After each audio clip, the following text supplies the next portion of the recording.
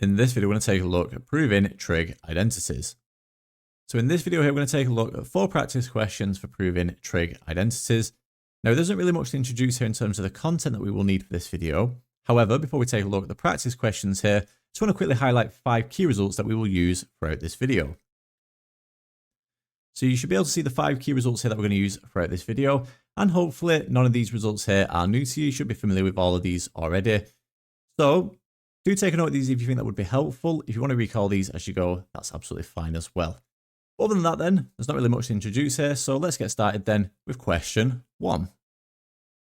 Starting off with question 1 then, where question 1 says, prove that, so we've got cos 2 theta over cos theta minus sine theta is identical to cos theta plus sine theta.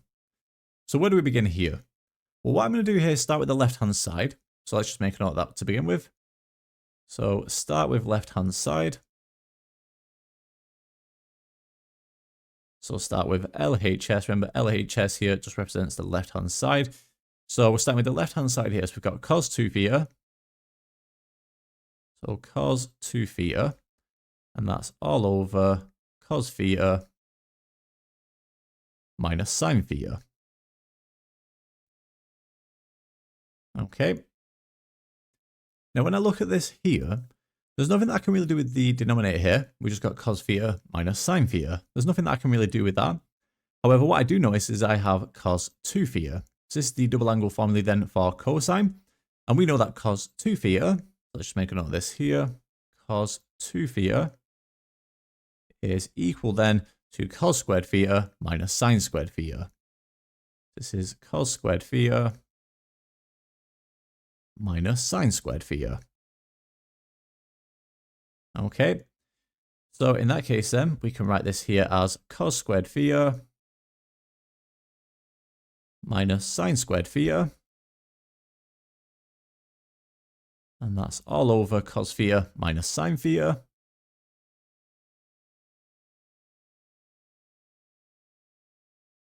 So from here, what can we do? Well, what I notice now is with the numerator here, this is the difference of 2 squares. So that means then we can write this as cos theta minus sine theta times cos theta plus sine theta. So like we said, then we've got cos theta minus sine theta times by cos theta plus sine theta. Okay, and again, that's all over cos theta minus sine theta. So all over cos theta minus sine theta. But what I notice now then is we have a common factor here within the numerator and the denominator then. We have a cos theta minus sine theta in the numerator, and the same is true for the denominator. So in that case then we can cancel these. So they cancel, and what we get left with then is cos theta plus sine theta, which if you notice now is exactly what we needed here. That's equal then to the right-hand side. That's equal to the right-hand side. And therefore, we have proved what we wanted to show then. Okay, so there we have it. That is the solution there to question 1. Moving on to question 2. Now we want to prove that cos to the 4x minus sine to the 4x is equal to cos 2x. So again, we're going to start with the left-hand side here. So let's just make a note of that to begin with. So start with left-hand side. So our left-hand side here is given as cos to the 4x minus sine to the 4x. I want to show that that's equal to cos 2x. So straight away, what I can do here is express this as a difference of 2 squares. So what I've got then is cos squared x. So cos squared x minus sine squared x times by cos squared x plus sine squared x. Okay, so we've expressed that as the difference of 2 squares here. And from here, like you can see, this is actually quite a quick proof, because what I noticed straight away then is this part here, cos squared x plus sine squared x. That's one of our first year trig identities. So we know that sine squared x plus cos squared x is equal to 1. So what I've got here then is cos squared x minus sine squared x times 1. We've got cos squared x minus sine squared x times by 1. So we times that by 1. So clearly that would just be then equal to cos squared x minus sine squared x. So that's equal to cos squared x minus sine squared x. And we know part of the double angle formulae here for cosine, cos 2x equal to cosine squared x minus sine squared x. So in that case then, we can express this here as cos 2x is equal to cos 2x, which notice here is equal to our right-hand side. That's equal to the right-hand side there as required. Okay, so that's equal to the right-hand side as required. And there we have it, proof complete, giving us the solution to question 2. Moving on to question 3 now, we want to prove that 1 plus tan squared x over 1 minus tan squared x is identical to sec 2x. So again, to begin with here, let's just start with the left-hand side. So start with left-hand side.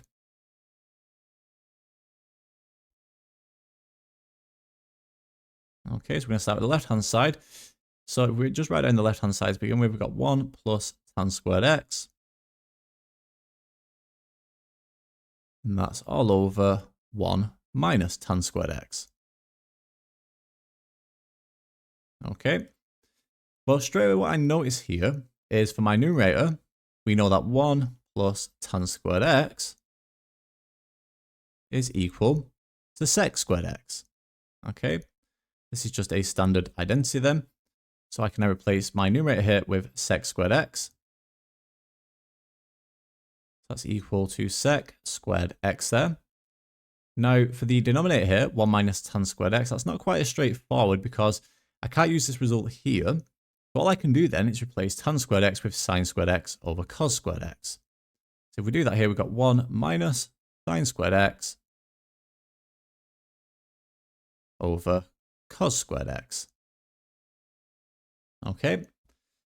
So what I'm going to do now is get the denominator here over a common denominator. Okay, rather than having it as 1 minus this fraction here, I'm just getting the denominator over a common denominator. So if I do that then, what I'm going to get is sec squared x. Obviously the numerator won't change. I get sec squared x there for the numerator. Now for the denominator here, I get 1 times cos squared x, that's going to be cos squared x, we then minus sine squared x, and that will all be over cos squared x. Like we said, we've got cos squared x minus sine squared x, and that's all over cos squared x. Okay. Now from here, what I also notice is I can write the numerator then as 1 over cos squared x. And why would I do that? Well, let's just quickly do it and see what happens here. So we've got 1 over cos squared x. That's sec squared x, right? And then this is all over cos squared x minus sine squared x over cos squared x. Cos squared x minus sine squared x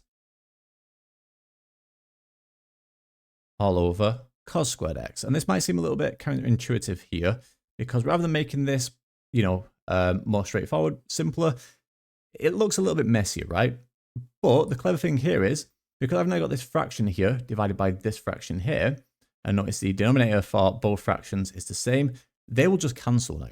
So 1 over cos squared x divided by cos squared x minus sine squared x over cos squared x, well, the cos squared x will cancel here and here.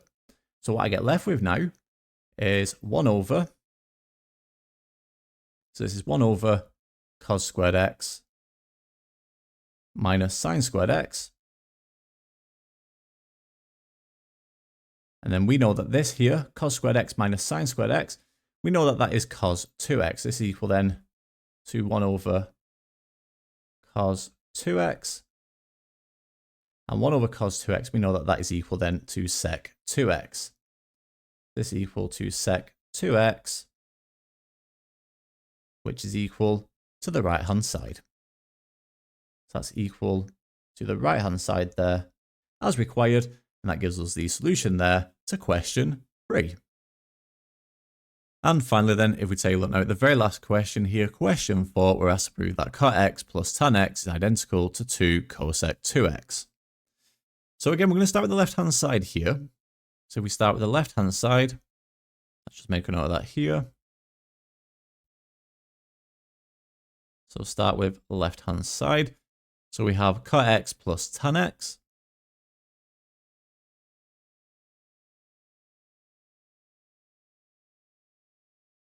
So to begin with, the other thing that we can really do here is write this as 1 over tan x. This is the reciprocal of tan x. So we've got 1 over tan x. We also have tan x here. So we know from the first year material then on trig identities, this is the same as sin x over cos x. So plus sin x over cos x. Okay. Now, rather than leaving this as 1 over tan x, this is the reciprocal of tan x, and we've expressed tan x as sin x over cos x. So in that case then, if this is the reciprocal of tan x, this is the same then as cosine x over sin x. So we've got cos x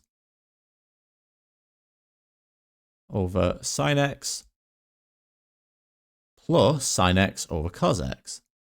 Okay. So plus sin x over cos x.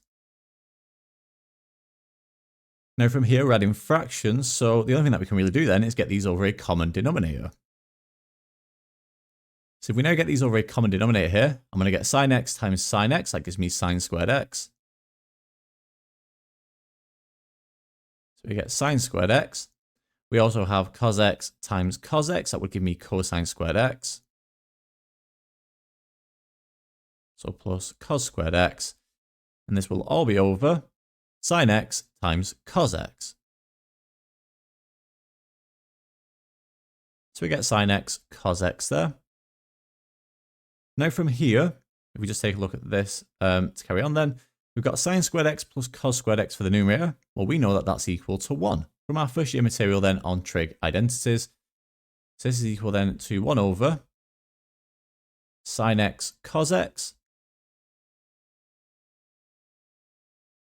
So 1 over sin x cos x.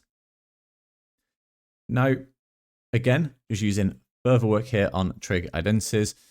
This is part of the double angle formula again. So sin x cos x, we can write that then. So we can write this here as 1 over a half of sin 2x. Okay, because remember, sin 2x is equal to 2 sin x. So 2 sin x cos x. So if we simply have sin x cos x, that's a half of sin 2x. Okay. Well, we're nearly here now. We need 2 cosec 2x. We're getting pretty close. So what I'm going to do now is times through here, both top and bottom by 2. So if I do that here, I'm going to get 2 over. I get 2 over sin 2x. So 2 over sin 2x there. And 2 over sin 2x, that is the same then as 2 cosec 2x. Okay, so that's equal then to 2 cosec 2x. So 2 cosec 2x there, which is equal to the right-hand side as required. Okay, and there we have it. So like you can see, a bit of work involved, but nothing too challenging there. But there we have it. So that's the solution to the very last question, question 4. And that brings the end of this video on proving trig identities.